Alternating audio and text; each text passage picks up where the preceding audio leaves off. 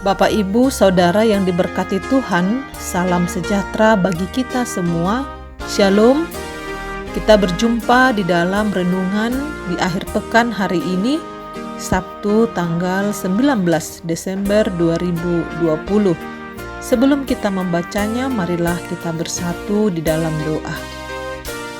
Kasih karunia Tuhan Yesus Kristus dan kasih Allah dan persekutuan Roh Kudus menyertai kamu sekalian. Amin. Firman Tuhan yang menjadi renungan kita di hari ini tertulis di dalam Injil Lukas pasal 2 ayat 46 sampai 47. Demikian firman Tuhan. Sesudah 3 hari mereka menemukan dia dalam bait Allah. Ia sedang duduk di tengah-tengah alim ulama sambil mendengarkan mereka dan mengajukan pertanyaan-pertanyaan kepada mereka. Dan semua orang yang mendengar dia sangat heran akan kecerdasannya dan segala jawab yang diberikannya. Demikianlah firman Tuhan. Bapak, Ibu, Saudara yang diberkati Tuhan, semua manusia memiliki tahap dan masa-masa pertumbuhan dan perkembangan, baik secara fisik, emosional, pikiran, dan juga kerohanian pasti akan mengalami perubahan. Inilah yang ditampilkan Injil Lukas dengan tahap pertumbuhan yang dialami oleh Yesus. Namun Yesus yang masih remaja itu sudah memahami tujuan hidupnya di dunia ini, yaitu harus berada di dalam rumah Bapa, yaitu Tuhan. Saat itu umur Yesus masih 12 tahun. Yesus tertinggal di Yerusalem tanpa disadari oleh orang tuanya. Sebab orang tuanya menyangka bahwa Yesus berada di antara orang seperjalanan. Tentu semua orang pasti kaget bila kehilangan anaknya. Sama halnya dengan Yusuf dan Maria. Di dalam ayat 46 menyebutkan mereka menemukan Yesus setelah di hari ketiga, saat mereka menyadari bahwa Yesus tidak lagi bersama-sama dengan mereka.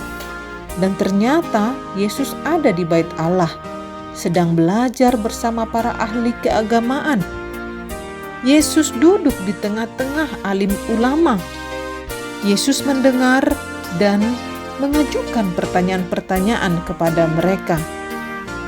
Tentu inilah cara belajar mengajar keagamaan Yahudi, memang yang lebih mengutamakan saling bertanya dan menjawab.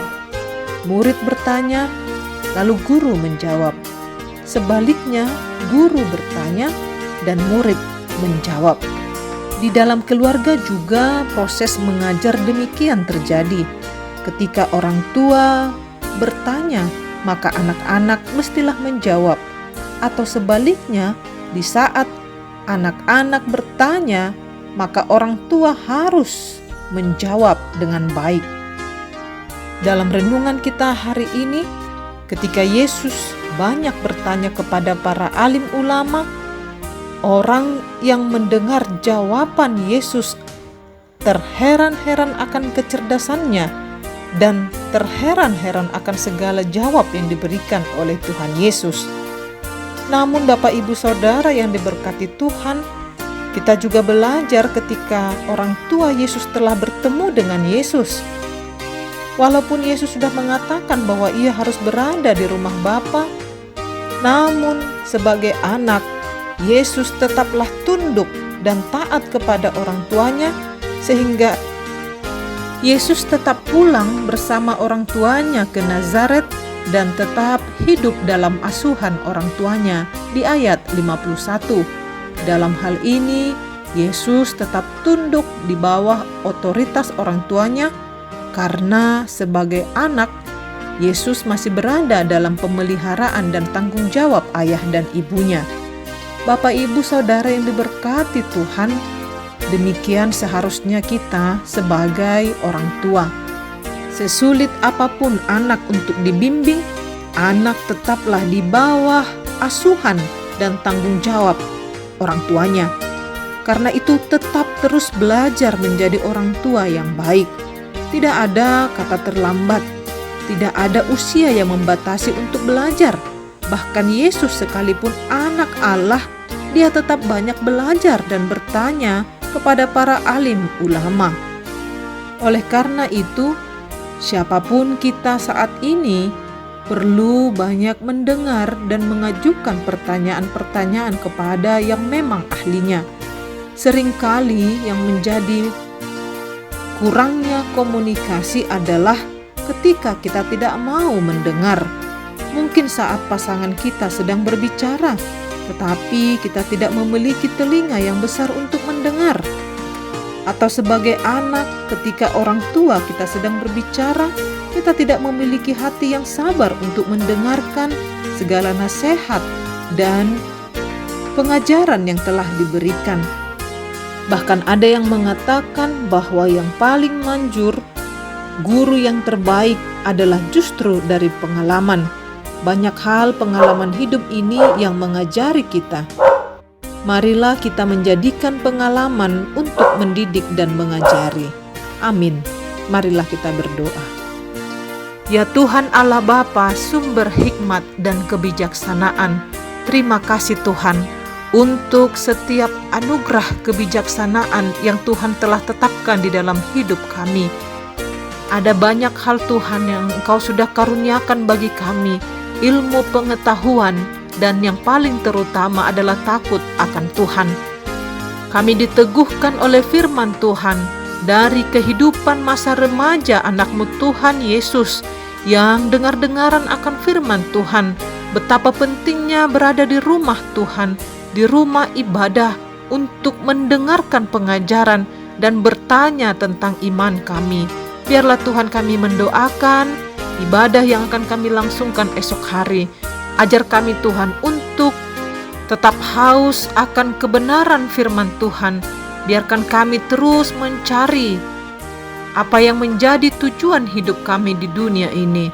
Bapa di dalam sorga, di akhir pekan ini Tuhan, kami mengingat pekerjaan tangan kami dalam 1 minggu ini.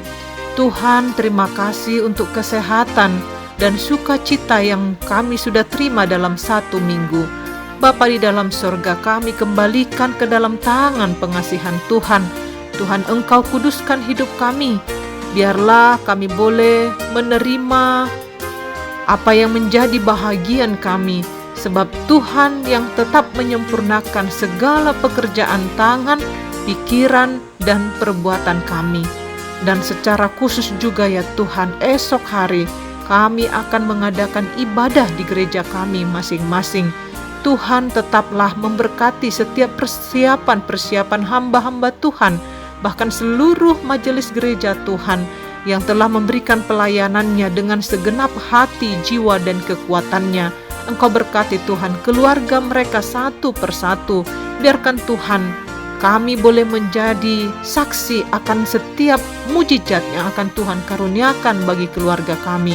Karena itu Tuhan, bagi setiap jemaat Tuhan, biarkan mereka datang dengan sukacita ke rumah Tuhan dan pulang juga dengan sukacita karena firman Tuhan. Di dalam nama anak-Mu Tuhan Yesus kami berdoa. Amin. Bapak, Ibu, Saudara yang diberkati Tuhan, selamat berakhir pekan bagi kita semua. Tuhan Yesus menyertai. Shalom.